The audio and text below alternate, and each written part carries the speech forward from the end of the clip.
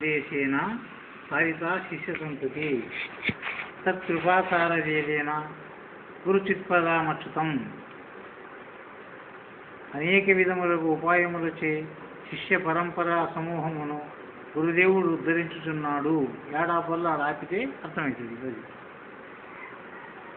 శాశ్వతమును జ్ఞానగణమును అగు గురుస్థానము అట్టి గురుకృపాసన సిద్ధికి పరకాష్ఠగా నుండి శిష్యునికి లభమగుచున్నది. విశేష వివరణలో నానాయుక్తులు, ఉపదేశము, సారితా శిష్య సంతతి, కృపాసార వేదన, గురుచిత్పదం అచ్యుతమని 6 విధములుగా నిర్ణయించినారు. దాంట్లో యుక్తి అను పదమునకు నానా అర్థములు గలవు. సామాన్యములలో హేతువాదము అనుసరించి సమర్థించు వాక్యముల యుక్తులు అనబడును. కానీ ఇచ్చట యుక్తాను శబ్దమునకు యోగము లేక ఉపాయము, సాధనము అని అర్థమును గ్రహించవలసి ఉన్నది. యుక్తోపదేశము కాదు, యుక్తోపదేశము అని గ్రహించవలసింది.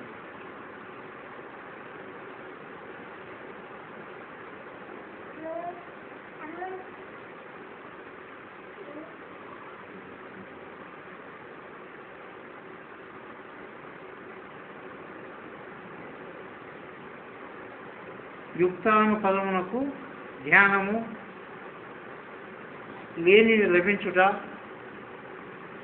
చిత్తవృత్తి నిరోధము, చిత్తశుద్ధి సమత్వము, కర్మ కుశలత్వము, దుఃఖ వియోగము, ఆత్మానుభవ ఆరూఢ స్థితి, ఈ మొదలగు యోగ శబ్దార్థ విశేషములు మాత్రమే గ్రహించదగును. ఇట్టి మార్గములు లేక ఉపాయములను ఉపదేశించి సద్గురువు తన శిష్య ప్రశిష్యులను జనమన భ్రాంతి రూపము సంసారమును తరింపజేస్తున్నాడు అని బావుడు. ఒక్క యుక్తమైన దానికి ఇన్ని పదములు శబ్దార్థములు బట్టితే నానా అర్థములు వస్తున్నాయి. ఏమేంటి? సామాన్యములో హేతువాదం ఉంటుంది. దీన్ని యుక్తి అంటే హేతువాదము. హేతువాదం అనుసరించి సమర్థించే వాక్యములు యుక్తులు. ఎత్తులకు పై ఎత్తులు వేసేటటువంటివి యుక్తులు. ఒక ఎత్తు ఎత్తేసినంటే దానికంటే పై ఎత్తు వేసేటటువంటి లక్షణం కలిగినటువంటి వాదోపవాదములు కారణమైనటువంటి దాన్ని హేతువాదము అని అంటారు. కానీ ఇక్కడ యుక్తులు అనబడును. కానీ ఇక్కడ యుక్తులు వేరే, యుక్త వేరే. యుక్త అంటే దాని శబ్దమునకు యోగము అని అర్థం. సంస్కృతంలో యుక్త అంటే కూడిక అని, యోగమని, లేక ఉపాయమని, సాధనమని అర్థములు గ్రహించవలసి ఉన్నది. యుక్తోపదం అని కాదు, యుక్తోపదేశం అని గ్రహించవలసింది. యుక్త అనే పదమునకు యుక్తి అనే పదమునకు యుక్త, యుక్తి. యుక్తి అంటే అనేకమైనటువంటి చిత్తులు. యుక్త అంటే సమన్వయమైనటువంటి దానికి సరిపోయేటటువంటి మాటలు యుక్త. యుక్తముగా యుక్తమైన మాటలు, సరిపోయేటటువంటి భావాలు, సరిపోయేటువంటి లక్షణాలు చెప్పేటటువంటి దానికి యుక్తమని, ఎత్తుకు పై ఎత్తేసేటువంటి దానికి యుక్తులని. యుక్త అనే పదమునకు ధ్యానము అని కూడా సంస్కృతంలో చెప్తారు. యుక్త అంటే ధ్యానము అని. ధ్యానం ఎందుకంటే లేనిది లభించుట. మనకి ఏది తెలియబడదో దాన్ని తెలుసుకుంటాం. బ్రహ్మము ఉండి అవ్యక్తమని మనం అన్నాం. బ్రహ్మం ఉంది కానీ తెలియబడదు. ఆ తెలియబడినటువంటి దాన్ని తెలుసుకునడమే ధ్యానం యొక్క లక్ష్యం. ధ్యానం చేసి ఏం దొరుకుతుంది అంటే ఏది మనకు తెలియబడదో అది తెలిసిపోతుంది, తెలియబడుతుంది ధ్యానం ద్వారా. లేనిది లభించుట. చిత్త హృది నిరోధం. యోగం అంటే యోగ ప్రతిపాదనలు ఏం చెప్తున్నారు అంటే, యోగం ఎందుకు చేస్తున్నారు అంటే చిత్తాన్ని నిరోధించడం కొరకే యోగం. చిత్త చాంచల్యం కలిగి ఒక క్షణం కూడా తెలియకుండా ఉండేటటువంటి వానికి యోగం సరిపోదు. యోగం అంటే ఏ దాంట్లో మగ్నం అయితే ఆ దాంట్లో తను ఎంతవరకు ఉండడం అనేటువంటి ప్రజ్ఞ లేనటువంటి స్థితికి యోగం అని పేరు. అబ్దుల్ కలాం కూడా 25 రోజులకు ముగిసేటటువంటి పాఠంని 7 రోజులలోనే దాన్ని వ్యక్తపరచాలని చెప్పి సాధకులు చెప్తే దాని కొరకై పరితపించి అబ్దుల్ కలాం గారు తమ జీవన చరిత్ర చదివినప్పుడు వస్తుంది. ఏం చేసినాడు అంటే 2 రోజులైందో 3 రోజులైందో అతనికి ధ్యాస లేదు, అన్నం మీకు ధ్యాస లేదు. ఆ మాస్టర్ చెప్పినటువంటి దానిని తాను పూర్తి చేయాలనే లక్ష్యంతో ఆ కృషిని నిద్రాహారాలు లేకుండా కూర్చుంటే వాచ్మెన్ అడిగినాడట, ఏమయ్యా 3 దినాలా నేను పోతున్నాను వస్తుందని అట్లే కూర్చుండవు కదా, ఇంకా ముగిసిందా లేదా నీ కథ అనేటువంటి మాట వాచ్మెన్ అడిగితే 3 దినాలు అయిందా, నువ్వు స్నానం చేయలేదు, భోజనం చేయలేదు, కాలు పోలేదు, ఉచ్చలు పోలేదు, నీ మనిషా పసరమ్మా నీవు అసలు అంటే దాని అర్థమేమి, ఏ దాంట్లో మగ్నం అయిపోతే ఆ మగ్నం అయ్యి ఉన్నంత వరకు మనకి బాహ్య ప్రజ్ఞ లేనటువంటి స్థితికి యోగం అని పేరు. లేక కూడిక మన ప్రాణంలో ఏకైక రూపమే యోగము లేక వృత్తిరిగే శరీరము అని కూడా ప్రతిపాదించినారు. చిత్త నిరోధం యోగం అంటే చిత్తం చంచలత్వం పోగొట్టుకోవడం కొరికే యోగం. ధ్యానం చేసేటప్పుడు ఏదో విషయంలో ధ్యానం చేస్తున్నాం మనం. ధ్యానం అంటే ధ్యాయతో విషయాన్ని సంజాయితే జ్ఞాన అన్నారు భగవద్గీత. ధ్యానం అంటే ఏ దానిపైన మనం లక్ష్య పెట్టినామో ఎంతవరకు దాని ఉంటే మగ్నమైపోవడమే ధ్యానం. క్షణంకొక విషయం చేసుకో, క్షణంకొక విషయం ఉంది, క్షణంకొక అక్షరం, క్షణంకొక విషయం అని పోవడం వలన అది ధ్యానం అనిపించదు. ఇంకా కొందరు ఏం చేస్తుంటారు, ధ్యానం చేస్తూ చేస్తూ తూగులాడుతుంటారు, అవ్యక్తంలో మునిగిపోయి ఉంటారు, నిద్ర స్థితిలో వచ్చింటారు, తామసం అది. అందుకే భక్తి వదలబోకు, తామస శక్తిలో రానివ్వకు, ముక్తి ఎందు ఆసక్తి కలిగే శ్రీ యుక్త నాగగురు నమ్మిన వారికి అని వాళ్ళు అనుకరిస్తారు. గురువునికి నమ్మకం ఉంటే, గురుస్వరూపమందు నీ మగ్నమై ఉంటే, దాని గురించి నువ్వు ఆలోచన చేస్తుంటే, దానిపైననే నీ ఏకాగ్రత చిత్త నిరోధం కలిగి ఉంటే ఇంకా శ్వాసాలు పట్టుకోవడం కానీ ధ్యాసాలు పోగొట్టుకోవడం కానీ ఉండదు. ధ్యానంలో అన్నీ గుర్తించుతో ఆడుకుంటూ ధ్యానం చేయొచ్చు, పాడుకుంటూ ధ్యానం చేయొచ్చు, సంసారం చేస్తూ కూడా ధ్యానం చేయొచ్చు, ముద్దులాడుకుంటూ ధ్యానం చేయొచ్చు. ఇవన్నీ మీరు కొంతమంది మహాత్ముల యొక్క చరిత్రలు చదివితే మనకు అర్థమవుతుంది. రమణ మహర్షి కానీ, వివేకానందుడు కానీ, దయానంద సరస్వతి కానీ, మరి రామకృష్ణ పరమహంస కానీ వాళ్ళు ఎక్కడో యోగం మునిగిపోయినారా అంటే సంసారం చేస్తూ అందరితో ఆడుకుంటూ అందరితో వ్యవహరిస్తూ తమ యోగాన్ని ప్రతిపాదిస్తున్నారు. ఇక్కడ కూడా చిత్త వృద్ధి నిరోధం, చిత్తశుద్ధి సమత్వం, కర్మ కుశలత్వం. కర్మ కుశలత్వం అంటే ఏ పని చేస్తూ ఉండినప్పటికైనా సంతోషంతో చేయడం అనే ఉపయోగమే. చదవడము ఇష్టంతో చదవదు, కష్టంతో చదవదు. బోధకు రావడము ఇష్టంతో రండి, కష్టంతో రావద్దండి. గురుధ్యానం చేస్తే ఇష్టంతో చేయండి. కాటాచారం కొరికి ఏమో చేయరప్ప జమ అట మీటలు చేయాలా, అది చేయాలా, ఇవి తెలుసుకున్నాలా, ఏదో కష్టంతో చేయడం కాదు, అది ఇష్టంతో చేసినటువంటి ధ్యానం. ఏ గ్రంథం చదివితే కూడా ఇష్టంతో చదవండి, కష్టంతో చదవండి. ఏ పని చేస్తే కూడా ఇష్టంతో చేయండి. ఎప్పుడు కష్టంతో చేస్తుంటారో అది వేస్ట్ అవుతుంది. ఎంత చేసినా కూడా ప్రయోజనహీనము. ఈ సాధనను అర్థమునకు గ్రహించవలసినది ఏమి అంటే యుక్తోపదేశము కాదు. అది యుక్తోపదం అంటే యుక్తి, యుక్త. యుక్త అంటే దానిని సరైన పద్ధతిలో సరైన వేళలో సమన్వయముగా చేసేటటువంటిది యుక్తోపదం అని గ్రహించవచ్చు. యుక్తానుపదమునకు ధ్యానము లేనిది రవించుట, చిత్త వృద్ధి నిరోధము, చిత్తశుద్ధి, సమత్వం. ముఖ్యంగా ధ్యానం చేయడం అంటే ఏమిటంటే సమన్వయమున కొరకే ధ్యానం, సమత్వమునికే ధ్యానం. ఎటువంటి విషయములు వచ్చినా తట్టుకునేటటువంటి శక్తి సామర్థ్యాన్ని అంతటం కలిగించడే ధ్యానం. ధ్యానం వల్ల ఏం కలుగుతుంది మనకి అంటే చిత్త నిరోధం కలిగినట్లయితే ఎవరైనా నిందించినా దాన్ని తట్టుకునే ఒక శక్తి, ఎవరైనా పొగిడినా దానికి పొంగిపోకుండా తన పరిధిలోనే దానిని ఉంచుకునేటటువంటి శక్తిని సంపాదించుకోవడమే చిత్తశుద్ధి సమత్వమునకు కర్మ కౌశల్యం అంటారు. దాన్ని కర్మ చేస్తూ కూడా ఆ కర్మములను అంటుకోకుండా తన కర్తవ్య కర్మ తను చేయవలసిన పని ఇది తప్పకుండా చేసుకోవాలి. తన కుదురు తను కడుక్కుంటూ మంచితనం కలిగించుంటుందా? తను చేయవలసిందే, తను కడుక్కునవలసిందే, తన స్థితి కొరకు తను చేయవలసిందే.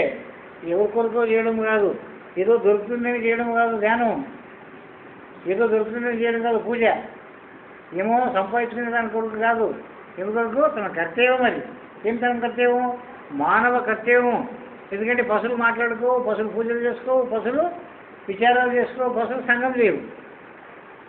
పూజ చేస్తున్నాం. మరి ఒక్క మానవుడికే ఉంది ఇదంతా. పూజించడం కానీ, ధ్యానించడం కానీ, విచారించడం కానీ, విమర్శించడం కానీ ఒక మానవ జన్మానికే లభ్యమైంది కాదు. కాబట్టి నీ కర్తవ్యం అది. తప్పకుండా నీ మానవుడే పుట్టినందుకు, పట్టినందుకు నీకు చేయవలసిందే. అది పటాచారం చేసేది కాదు. అది కర్మ కౌశలంతో. అప్పుడు ఏమవుతుంది అంటే దుఃఖ వియోగం, దుఃఖ సయోగము, దుఃఖ వియోగం. వియోగం అంటే లేదు దుఃఖం. సంయోగం అంటే ఎప్పటికీ అదే దుఃఖమే. ఏం చేసినా, ఎన్ని పూజలు చేసినా, ఎన్ని జావలకు మొక్కినా, ఎన్ని తీర్థయాత్రలు తిరిగినా నీ దుఃఖం మాత్రం ఎందుకు? దానికి సంయోగపడినావు, దాంట్లో జతపడినావు, జత చేసుకున్నావు. నాకు ఇలువలేదు నీకు. మరి ఇవన్నీ చేసేది ఎందుకొరకు అయ్యండి? ఇడవనించినే పడుకునికి కాదు. ధ్యానం చేయడం కానీ, పూజ చేయడం కానీ ఏమి తెలిసేదానికి? నీ చిత్తాన్ని నిరోధించేదానికి, ఎక్కడ ఏ విషయం లేదు నీవు చేరుకోకుండా ఉండేదానికే. వియోగమే, సంయోగం కాదు. అప్పుడు దుఃఖ వియోగము ఆత్మానుభవ ఆరూఢ స్థితి వస్తుంది అన్నాం. ఆత్మ అనుభవంకి వస్తుంది. ఆత్మ అంటే ఏమీ అనేది తెలియబడుతుంది. నీ ఎందే ఉండి నీకు తెలియబడడం లేదు ఇప్పటి వరకు. 90 ఏళ్ళు వయసు వచ్చినప్పుడే కూడా నీవు దాని ఎందే ఉండి కూడా దాన్ని చూడడం లేదు, దాన్ని తెలుసుకోవడం లేదు. అది వద్దనే ఉండేది. దాన్ని గుర్తుకున్నా కూడా కనిపించుకోకుండా ఉండేటటువంటి దాన్ని నీ అనుభవంకి రావాలంటే కర్మ కౌశల్యమును ఎరిగి కర్మ ఆచరణ చేసినటువంటి వానికి స్వానుభవం అవుతుంది, ఆత్మానుభవం అవుతుంది. ఈ ఆత్మానుభవమే ఎప్పుడైందో అప్పుడు ఆరూఢ స్థితి. ఈరుడలో ఉండడు. ఇంకా ఈరుడలు అన్ని వ్యవహారములు చేస్తూ ఉండినప్పుడు కూడా వాని స్థితి ఎట్లుంటుందంటే ఆరూఢ. ఈరుడలో ఉండినప్పటికైనా కూడా వాని లక్ష్యం అంతా ఆరూఢ స్థితిలో ఉండడు. ఈ మొదలగు యోగ శక్తార్థ విశేషములను మాత్రమే గ్రహించవలసినది. యుక్త అనే పదముకి ఈ భావాలని గ్రహించవలసి ఉన్నది. ఇట్టి మార్గములు లేక ఉపాయములను ఉపదేశించు సద్గురువు. ఇటువంటి మార్గాలను చెప్పడం కానీ, వీటిని ఉపదేశించి ఆ ఒక పద్ధతికి తన శిష్యులకు నడిపించడానికి కానీ ఈ ఉపాయములను ఉపదేశించి సద్గురువు తన శిష్య ప్రశిష్యులను, శిష్యులని మరి శిష్యులకి శిష్యులైనటువంటి వాళ్ళని కూడా శిష్య ప్రశిష్యులను జననవర్ణ భ్రాంతి రూపమైన సంసారమును తరింపజేసేదానికి ఈ బోధ ఎందుకొరకాయంటే వ్యాపారం లాభం వస్తుందని కాదు, తల్లిపిల్లలు బాగుండాలని దేవుని మొక్కుకోవడం కాదు బోధ. బోధ అంటే ఈ విషయ సుఖముల నుండి ఈ విమర్శనాత్మక జ్ఞానము కలిగి ఈ సంసార సాగరం నుండి తప్పించుకునేటటువంటి ఉపాయమే బోధ చెందేది. ఎందుకంటే ఆ ఉపాయం తెలుసుకునే దాని కొరకు తప్పకుండా దాంట్లో నేను చిక్కుపడకుండా ఉండేటటువంటి ఉపాయం తెలుసుకోవడమే. ఏ పద్ధతిగా ఆచరిస్తే ఈ సంసార చక్రం నుండి మనం తరింపబడతాము, బయటపడతాము. జైలుఖానాలు ఉన్నాయి. ఇప్పుడు తప్పించుకున్నారంటే ఏమైనా చేయాలా? సెషన్ కోర్టు కన్నా పోయి, హై కోర్టు కన్నా పోయి ఏమైనా చేసి దాన్ని చూళ్ళ కాళ్ళ చెప్పి కాసి అయితే ఆ చూళ్ళ కాళ్ళ చెప్పాలంటే ఆ వకీలు చెప్పినట్టు వింటేనే ఆ కచేరీల నుండి బయటపడతావా? నన్ను అట్లయితే నన్ను నా ఇష్టం ఇష్టమైతే నేను అంటే పడతావా? చెప్పినట్లు వినాలి. దుడ్లు ఇవ్వాలా, మళ్ళా చెప్పినట్లు ఇవ్వాలా, వినాలా. అంటే బయట పడుతుంది. వాడు చెప్పినట్టు పడతావా, నీ ఇష్టం వచ్చినట్టు చేసి పడతావా? చెప్పండి. ఒక మామూలుకి కేసులు నుండి బయటపడడానికనే వాడు ఎట్లా చెప్తే అట్లా ఏమి మన అజ్ఞానసారంగా నడుస్తుండవే. మరి జనన మరణం అనేటటువంటి సంసార సాగరం సరించేదాని కొరకు గురువు మాట ఎందుకు నువ్వు? గురువు చెప్పినట్టు ఎందుకు నువ్వు చెప్పండి? ఎందుకు? అది నీకు తెలిసింది. ఎందుకంటే నేను ఇటువంటి తప్పు చేసినానని నీకు తెలుసు. అది కూడా చెప్పాలా, తప్పు కూడా నీ వకీల్కి. నేను చంపింది నిజమే, ఒప్పుకోవాలా? ఏమేమి చేసినా నువ్వు అన్నీ నాకు చెప్పు మొదలు ఉండడు. ఇవన్నీ చెప్పితేనే నేను ఏ రూపంగా పారు చేయాలనేటువంటి లా తీస్తాను నేను రేటు. నేను వెలికి తెచ్చే ఉపాయము నేను చేస్తాను. చేసి నేను ఎంత చెప్తాను మీరు అట్లా నడవాల. సాక్షులను కూడా అట్లా నడిపియాలా. అటైతే పెట్టుబడతారు. నా పద్ధతిగానే మీరు ఉండాలా. తప్పితే సత్యంగా చేసినట్టు పెట్టుబడి చాలా కష్టం ఉంది అని అది తెలుస్తుంది, ఇది తెలుస్తుంది కాబట్టి నీవు తప్పు చేస్తానని ఒప్పుకుంటావు. కానీ సంసార సాగరం దాటాలంటే నీవు ఏమేమి చేస్తున్నావు, ఏమేమి చేసినావు, నీవు ఎప్పుడైనా నీ హృదయం నుండి దాచిపెట్టుకోకుండా గురుమూర్తికి అప్పగించినావా?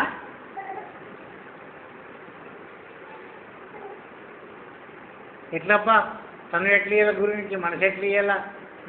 ఈయనకి వస్తుంది ఇవన్నీ వస్తుందా? వచ్చేట్లేవు. కానీ వీటిలో ఉండినటువంటి వస్తువులను ఒప్పుకుని కానీ వస్తుంది కదా, అది పడుతుందా? నేను ఇది చేసినానయ్యా, ఈ నరక బాధ నుండి నేను ఎట్లా తెప్పించుకుంటాను అనేటటువంటి యొక్క ఒప్పించేటటువంటి దానికన్నా వస్తుందే కదా, అది కదా కదా. మీరు చెప్పుకున్నారు ఎవరైనా తమ గొప్పతనాలు చెప్పుకుంటారు, కానీ తప్పుడు పనులు ఎప్పుడైనా స్త్రీ కానీ పురుషుడు కానీ తాను చేసిన తప్పులను ఒప్పుకుంటాడా? మరి తప్పులే ఒప్పుకునే వాడి హృదయం ఎప్పుడు నిప్పు వల్ల ఎప్పుడు మారుతుంది? నిప్పు వల్ల అది మారితే కదా అన్నీ కాలిపోయేది. తప్పు ఒప్పుకుంటే నిప్పే అంటుకుంటుంది. తప్పు ఒప్పుకున్నదే నిప్పు అంటుకోదు. జ్ఞానాగ్ని గురువుని మంత్రాగ్ని అక్కడ రగలాలంటే ఆరిపోవాలి. అది బయలు అవకాశం కావాలి దానికి. గాలి ఉంటేనే అది అంటుకుంటుందే, గాలి లేకుండా అంటుకుంటుందా? ఆరిపోతుంది గాలి లేకుంటే. అవకాశం వేయాలి దానికి. నీ హృదయం విడిచిపెట్టాలా, కుల్ల చేయాలా, ఆ గురుమంత్రానికి మార్గం ఇయ్యాలా, దాని స్వాగతం పలకల్లారా. స్వామి సద్గురు నా హృదయంలో ఉండి నన్ను నడిపించు. ఏం నువ్వు నడిపించుకుంటే నాకు నడవలేదు కదా, అతను నడిపిస్తే నడవాలా? అతను నడిపిస్తే నడవాలి. ఎందుకు నడవాలా? బంధనములు ఉండవు కాబట్టి. నీకు స్వతంత్రత కలిగినంత వరకు ఆ జైల్ఖాన్లో పడినావు కాబట్టి, ఆ జన్మమరణం అనేటటువంటి జడ్డు నీకు అంటుకునేది కాబట్టి, ఆ రోగం పోవాలంటే, దాని నుండి బయటపడాలంటే వాడు నడిపించినట్టు నడిస్తే ఆ మార్గంలో ఎట్లుంటుంది వాడికి తెలుసు. ఆ మార్గం నేను ఎట్లా తప్పించాలో, దాని నుండి ఎట్లా నిన్ను బయటకు వేయాలనో అది వాడికి తెలుసు. నీ సిగ్గుండని తెలియదు. ఇష్టం వచ్చినట్లు ఎక్కడంటే ఎక్కడ పోతే తగ్గిపోతావు. ఎప్పటికి బయటికి రాలేవు. ఇంకా కోటి జన్మములు ఎత్తినా కూడా బయటపడలేవు. కాబట్టి ఆ ఒక మార్గముల యొక్క ఉపాయములను ఆ సద్గురుమూర్తి తన శిష్య ప్రశిష్యులకు ఉపదేశించి జన్మన భ్రాంతి రూపమైనటువంటి సంసారమును తరింపజేస్తున్నాడు అని యుక్త్యా అనే భావానికి అర్థం. రెండేది ఉపదేశం. గురువు దగ్గర ఉపదేశం తీసుకుంటాం అందరూ. ఏం ఉపదేశం అయింది నీకే అయ్యేది ఏడా అన్నీ ఆడయినాం, అందరూ దగ్గరనే అయినాం. ఉపదేశం దానికి అర్థం ఏం చెప్పినారు దీంట్లో? ఉప అంటే సమీపమున, నీ దగ్గరకి అందించేటటువంటిది. సమీప స్థానమునకు నిన్న విసుకోవడము లేదా దానిన్న నీ స్థానం తీసుకురావడం. ఉపదేశం అంటే నిన్న వాడి స్థానాన్ని తీసుకోవాలా, లేదు వాడినైనా నీ స్థానాన్ని తీసుకురావాలి. నీ సమీపం కన్నా తీసుకోవాలా, వాడి సమీపం కన్నా నిన్ను తీసుకోవాలి. ఎట్లా చేస్తే సరిపోతుంది? ఇప్పుడు వాడిని నీ స్థానాన్ని చేస్తే సరిపోతుందా, నిన్ను వాడి స్థానాన్ని తీసుకొస్తే సరిపోతుంది? భగవంతుని సాన్నిధ్యానికి నిన్ను తీసుకోవాలన్నా, నీ సాన్నిధ్యానికి వాడిని తేవాలన్నా?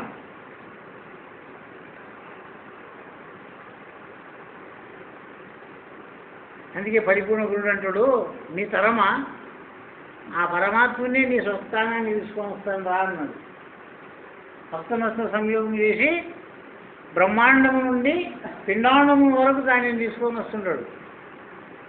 నీవెప్పుడు ఆ బ్రహ్మాండంని పోతావు? నీ నుండి కాదు అది, నీ తరం కాదు అది. అందువరకే ఆ పరమాత్ముడే నీ స్వస్థానాన్ని దిగి వస్తాడు. ఆ పరమాత్ముడే నీ స్వస్థానాన్ని దింపాలంటే ఏం చేయాలా? నీ ఆచరణ క్రియలు నీవు ఆ పద్ధతిగా ఉంటే అది దిగి వస్తాడు. ఆ వచ్చేదానికి మార్గం నువ్వు కుల్ల చేసి పెట్టుకుంటేనే వస్తాడు. అన్ని మార్గాలు బంద్ చేసుకుని పెట్టుకుంటే అసలు వాడు రాడు, నీకు పోవు. రెండు సేన్బీడే. సమీప స్థానము నీటి యందు ముంచిన పూర్ణ కుంభమునకు భయభ్యాంతరము లేని ఏ విధముగా నీరు నిండుకొని ఉన్నదో.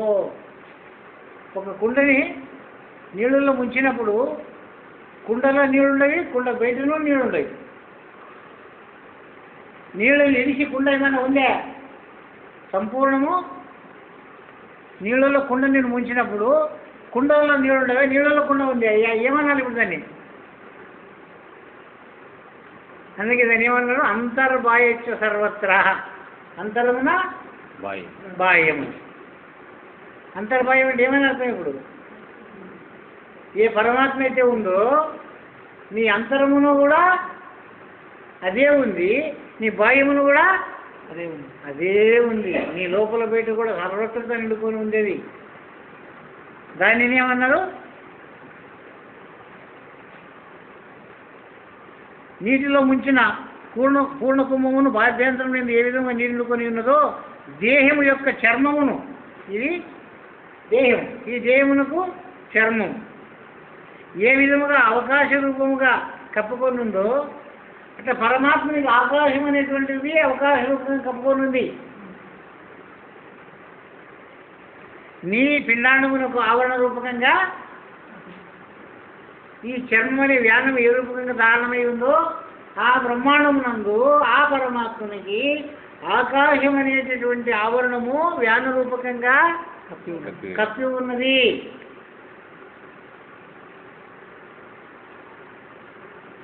ఆకాశం కప్పి ఉన్నచో అట్లే ఏ పరమాత్మ వస్తువు తన్ను భయభ్యాంతరం అంటి ఉన్నదో ఆ వస్తువే ఉపదేశము. ఉపదేశం అంటే నీ సమీపములకు అందించేటువంటిది ఏ వస్తుంది అంటే ఆ పరమాత్మ నీ లోపల నీ బయట అంతటా అది వ్యాపించుకొని ఉంది అనేటటువంటి దాన్ని నీకు తెలియజేయడమే ఉపదేశం. సమీపమునందు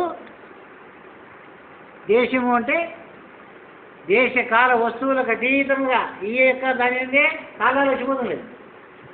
ఇక్కడనే దేశాలు పరదేశాలు ఉన్నాయి. ఈ యొక్క ఆకాశావరణంలోనే ఉండేదాన్ని ఆకాశం కవతలు ఉండదా? ఆకాశావరణం లేదు. దేశము పరదేశము. పరదేశం అంటే అమెరికా పోవాల, స్వదేశం అంటే భారత. మరి ఇవన్నీ కూడా ఈ ఆకాశావరణమైనటువంటి భూమండలంలోనే ఉండదా? ఇవి నిలిచి ఉండదు ఎట్లా? మరి సమీపము అంటే నీవు ఎక్కడుండవో నీ లోపల నీ బయట నీవు ఉండిన చోటు. అందువరకు నీకు ఉపమానం చూపిస్తున్నారు. దీనికి సూచన అంటారు. ఇది పండు పెట్టినప్పుడు ఇది పెట్టినప్పుడు ఇది వేసినప్పుడు ఏమన్నా ఉంటాం, దీని అవతల దీని యువతల అనే మాట వస్తుంది. ఇది లేకుంటే అవతల యాదనాల యువతల యాదనాల అంటే అర్థమే. ఇప్పుడు నేను అనేటటువంటి ఒక గుర్తు మనకు ఉన్నంత వరకు నీ లోపల నీ బయట అని చెప్పినారు. నీవి లేకుంటే నీ లోపల బయట ఉంటుందా? లోపల బయట ఎందుకు చెప్పాల్సి అంటే నీవు ఉన్నావు కాబట్టి నీకు బయట లోపల. కుండ అనే ఒక ఆవరణం ఉంది కాబట్టి కుండ లోపల నీరే, కుండ బయటను నీరే. ఆ కుండ లేకుంటే లోపల నవ్వేనా?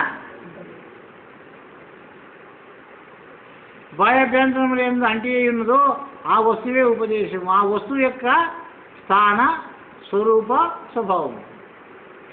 ఏ పరమాత్మ ఏ బ్రహ్మాండం అంతలో వ్యాపించుకొని లోపల బయట ఉండదో ఆ వస్తువుకి దాని స్థానమేమి, దాని స్వరూపమేమి, దాని స్వభావమే. ఇది తెలియజేయడమే ఉపదేశం. ఆ వస్తువు యొక్క స్థాన స్వరూప స్వభావములను వస్తునిచ్చే రూపకంగా పదార్థ రూపకంగా ఆరూఢపరచుటే ఉపదేశించుట. ఈ రూఢములు ఉండిన నీకి ఆరూఢపరచుట అంటే దానిని అందించుట, దాన్ని అనుభవింపగలిగించుట, ఆ వస్తువుని నీకు తెలియజేయుట, నీ తెలివికి అందించుట. ఆరూఢపరచుటే ఉపదేశం ఇచ్చుట. ఇందులో నిజాభిప్రాయం. ఏదో శివుల మంత్రం చెప్పి తంత్రం కలిపి అయిపోయింది అదే మంత్రం అనుకుంటూ సత్య వరకు అయిపోయి పరమాత్మని ప్రత్యక్షమైన దగ్గర శివాని శబ్దమునికి అర్థమేమో తెలియదు, నారాయణ శబ్దానికి అర్థమేమో తెలియదు, రామాని శబ్దానికి అర్థమేమో తెలియదు, హంస అనే శబ్దానికి అర్థమేమో తెలియదు. అర్థము తెలియాల వస్తువు యొక్క నిశ్చయం కావాలా, పదార్థం యొక్క విజ్ఞానం కలగల, దేహాభ్యంతరం ఎండుకున్నటువంటి వస్తువు ఏమి చెప్పినారు. ఇప్పుడు దేహాభ్యంతరం ఏందో అంతటా ఎండుకొని ఉంది అని ఏం నిండుకొని ఉంది, లోపల అదే ఉంది, బయట అదే ఉంది, యాగది చెప్పినారు కదా, చదువుకున్నారు కదా, విన్నారు కదా, అర్థమైందా? ముచ్చిపెట్టినారు అలా ముచ్చిపెట్టారు కదా, ఫుల్గా చెప్పేసినారు. నీ లోపల అదే ఉంది, నీ బయట అదే ఉంది. ఏది అది? పరమాత్మ. ఏది పరమాత్మ అంటే? నీ లోపల ఏమంటుకోనండి, బయట ఏమంటుకోనండి. ఆ వస్తువు యొక్క యథార్థ జ్ఞానమును, ఆ వస్తువు యొక్క స్థాన స్వరూప దాని స్వభావములను తెలియజేస్తున్నారు. ఉత్తగా రామరామాను కృష్ణకృష్ణాను అంటే ఏమంటారు? రాముడా కృష్ణుడా?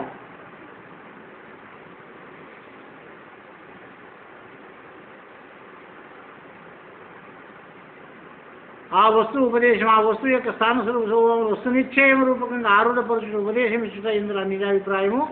అక్షర సముదాయముతో కూడినదేదో మంత్రమును చెవిలో చెప్పుడు మాత్రమే కాదు, చెవిలో చెప్పిన ఈ మంత్ర జపము మాత్రం చేతనే ఆ పరమాత్మ వస్తు సాక్షాత్కారం కాజాలదు. తజ్జప తదర్థ భావనం, తజ్జప తదర్థ భావనం. ఏది ఏ దాన్ని జపిస్తుండవో దాని అర్థము, దాని భావము కూడా నీకు తెలిసి జపిస్తే దానికి ఏమైనా ఫలం ఉంటుంది. నీ ఏమంటుండవో ఆ వస్తువు ఏముంటుంది నీకు వచ్చేలేదు. ఒకవేళ ఆ వస్తువు నీకు సాక్షాత్కారం అయితే కూడా అదే అనే విషయం నీకు అనుభవం రానే రాదు. తజ్జపస్థ తదర్థ భావన అని చెప్పబడినది అనగా మంత్రార్థము అనగా మంత్రముచే నిర్దేశితము వస్తువు యొక్క భావన చేతనే మంత్రసిద్ధి కాగలదు. ఆ వస్తువు యొక్క సాక్షాత్కారం ఒకటే గురుమూర్తి శిష్యుని యొక్క అధికార తారతమ్యమును బట్టి మొదటి పేరులో చెప్పిన అన్ని కానీ కొన్ని కానీ యోగ మార్గము లేని శిష్యునికి ప్రవేశము కలిగించుట రీత్యా వస్తువు యొక్క అపరోక్ష జ్ఞానం కలిగించగలడు. మరి అతని అజ్ఞానుసారంగా ఉంటే కలుగుతుందా, అతని అజ్ఞానుసారంగా లేకుండా కలుగుతుందా?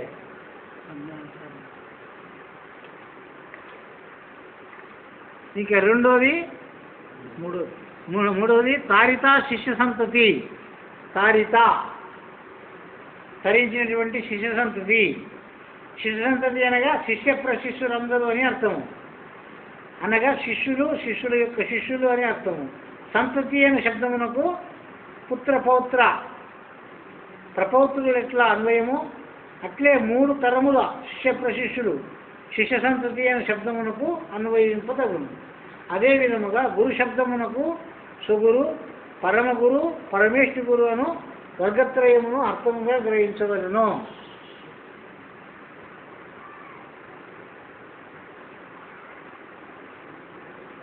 స్వగురు, పరమగురు, పరమేష్ఠి గురు ఎవరు ఇక్కడ? మాకి స్వగురు అంటే పొన్నాల రాజయ్య, పరమగురు అంటే మందిప్పల హనుమంత రాజయ్య, పరమేష్ఠి గురుడు అంటే వెంకటేశ్వర గురు తాతకి తాత 3 తరాలు. పరమేష్ఠి గురు తాతకి పరమేశ్వరుడు, తాతకి పరమగురుడు అంటారు, తండ్రికి స్వగురు.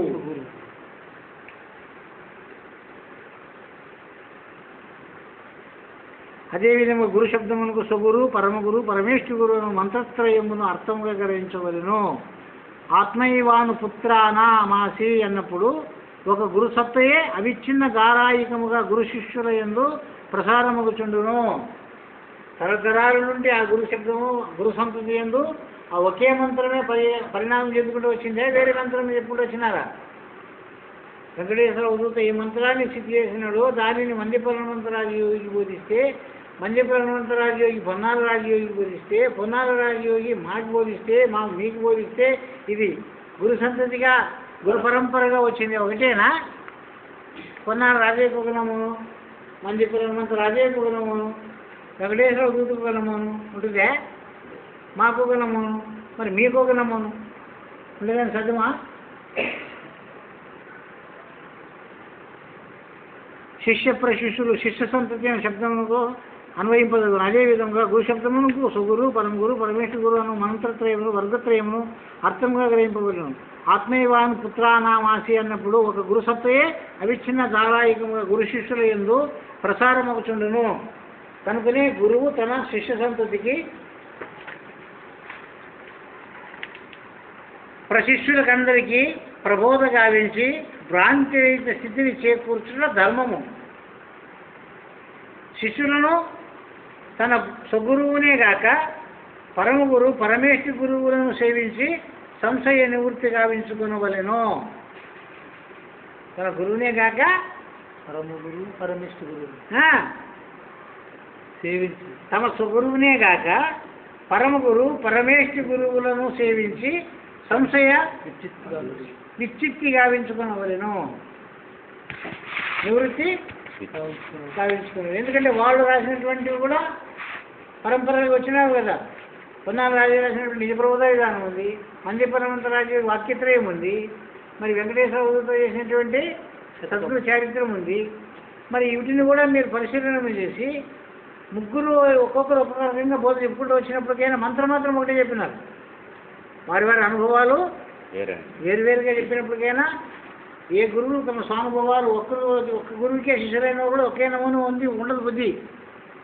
బుద్ధి కర్మానుసారణి అనే పద్ధతిగా ఎవరు ఏ పద్ధతిగా నడుస్తుంటారో వాళ్ళ బుద్ధికి వాళ్ళ యొక్క విద్య వాళ్ళ జ్ఞానము వాళ్ళకి అంకితమై ఉంది. గురువు ఒక్కడే అయినప్పటికైనా బుద్ధి మాత్రం ఒకటి కాదు. అందుకొరకే ఒకే గురువు దగ్గర బోధ పొందినటువంటి కౌరవులు, పాండవులు వైరులుగా మారింది. ఒక గురువు శిష్యులైనా వాళ్ళంతా. మరి ఈ దోషం గురువుదే. పాండవులకు ఒక నమూను, కౌరవులకు ఒక నమూను బోధ చెప్పినాడా?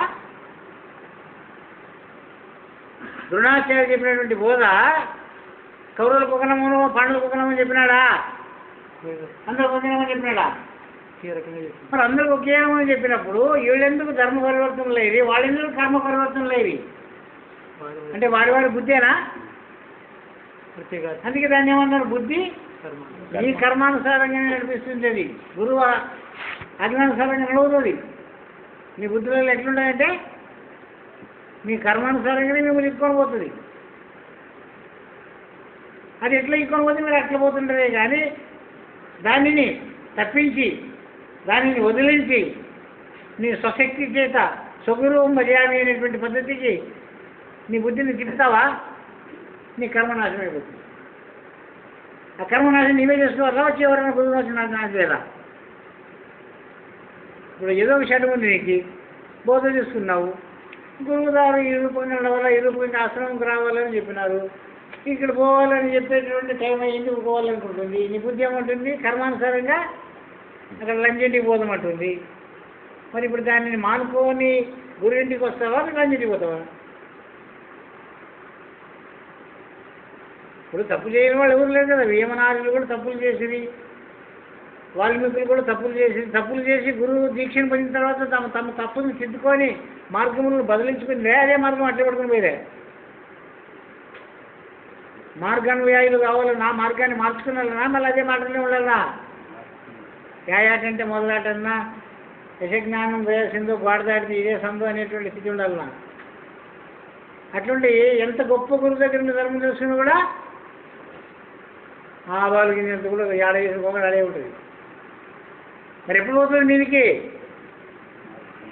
నీది పోవాలంటే స్థూలంగా ఉంటే పోదు, దూది పిండి అయిపోవాలా, ఏమీ లేకుండా అయిపోవాలా, ఊరుగా అయిపోతుంది. మరి ఒలివేయగలిగి ఉంటే గురుతాకర్షణ శక్తి ఎక్కుంటుంది కానీ నిన్ను ఆకాశావడం నువ్వు దాటలేవు, పోలేవు. సంకల్పాలు ఉన్నంత వరకు బలం లాగుతుంది. అది కర్మానుసారంగా కిందికే వెళ్ళిపారేస్తుంది కానీ నిన్ను మీదికి పోనీయదు, నిన్ను ఉత్తమ మార్గానికి అన్వేషింపజేయదు, నీ బుద్ధి అక్కడికి పోనీయదు. ఎక్కడ లాగుతుందంటే గురుతాకర్షణ శక్తి ఎక్కడుందో అక్కడే లాగుతుంది. ఆ గురుతాకర్షణ శక్తిని తప్పించి కొన్ని దినములు నీవు దాన్ని ఇప్పుడు కొందరు చెప్తారు విజ్ఞానులు కొంతవరకే ఆవరణము, ఆ తర్వాత గాలి లేదు. తేలుతాడండి మనిషి ఆడ కిందికి రాడండి. ఇంకా ఎందుకు? గురుత్వాకర్షణ శక్తి లేదు అక్కడ, స్వయం శక్తి అక్కడ. కానీ మీదికి పోవచ్చు, కిందికి అందవచ్చు. ఈ నీళ్ళు ఇవ్వడాన్నిట్లా చూపిస్తారు. జీవులు కూడా మీరు చూపిస్తున్నారు. చంద్రలోకమైన కింది ఎట్లా మాట్లాడుతుంటారు, గాలిలో తిరుగుతున్నారు కదా. అంత తేలికైపోతుంది. ఇంతలా శరీరము 80-90 కిలోలు ఉండేటువంటి శరీరము తేలికైపోతుంది. అదే కాదు, ఏ నీరు కూడా తేలికైపోతుంది అన్నారు వాళ్ళు. అంత గురుత్వాకర్షణ శక్తి ఉన్నటువంటి ఏనుగుని కూడా ఈ గురుత్వాకర్షణ శక్తిని దాటించి ర్యాకెట్లు ఇచ్చిపెడితే అది గాలిలో తేలాడుతుంది. అర్థం ఏంటి దీనికి? గురుత్వాకర్షణ శక్తి అంటే భూఆకర్షణ శక్తికి లోను కాకున్నంత వరకు నువ్వు తప్పించుకొని తిరగాల. తప్పించుకొని తిరిగిన తర్వాత ఇంక ఈ శక్తి నేనేం చేయదు. ఆ శక్తికి దీనికి దొరికిందంటే ఈ శక్తి ఏం చేయదు. అందుకే ఈ శక్తి తప్పించుకునే దాని కొరకు ఆ శక్తి నువ్వు ప్రవేశించాలి ముందు. అందుకే దానికి ఆవరణము, ఆకాశము, నిరావరణము, అచలము అని అనేది మహాత్ములు. ఆవరణము వెడిలితే ఆవల మాట లేదురా అంటే లేవు అక్కడ. ఇక్కడ విషయాలతో వాడు వ్యవహరించినప్పుడు కూడా వానికి లేవు అక్కడ. ఎందుకు లేవు? వాడిని లాగి ఏం చేయవు, ఏ కర్మములు వాడిని పట్టి బంధించవు. అందువరకే వాడు కర్మముక్తుడు, దేహముక్తుడు, జీవన్ముక్తుడు. మరి అంతటి మహాత్ములు అయినప్పటికే అయింది అంటే పరిపూర్ణ బోధ ఆడసువైపు ఆడంటే పరిపూర్ణ బోధ ఉంది. అంతవరకు చెప్పే బోధంతా అందరు చెప్పే బోధ ఒకటే బోధనే. అందరి గురువులు చెప్పే బోధంతా ఒకటే బోధ. ఆవరణం వరకు అందరు బోధలు ఒకటే, అన్ని గురువులు ఒకటే, అన్ని మతాలు ఒకటే, అన్ని ధర్మాలు ఒకటే, అన్ని దేవుళ్ళు ఒకటే. ఆవరణము దాటిన తర్వాత వచ్చేటువంటిదే అచల బోధ. అందరికీ దీన్ని ఏమన్నారు? ఆత్మాతీతం కేవలాత్మ దేహో నాస్తి కదాచన అస్తి నాస్తికో వేదో నిర్ణయో నాస్తి సర్వదా. ప్రతి శబ్దానికి ఒక అర్థం ఉంటుంది. ఆ అర్థం మనకు అన్వయం కావాలా, అన్వయమైన పద్ధతిగా ఆచరణ కావాలా, ఆచరణ పద్ధతిగా వస్తునిచ్చే జ్ఞానం కలగాలి. ఈ ప్రతి ఒక్కరూ వస్తునిచ్చే జ్ఞానం కలిగించుకొని ఆవరణను తొలగించుకొని సద్గురువులకు పాత్రలు అవుతారని కావాలని చెప్పి ఆశీర్వదిస్తూ ఇంతటితో ముగిస్తున్నాను. శ్రీ సద్గురు బ్రహ్మరాజ్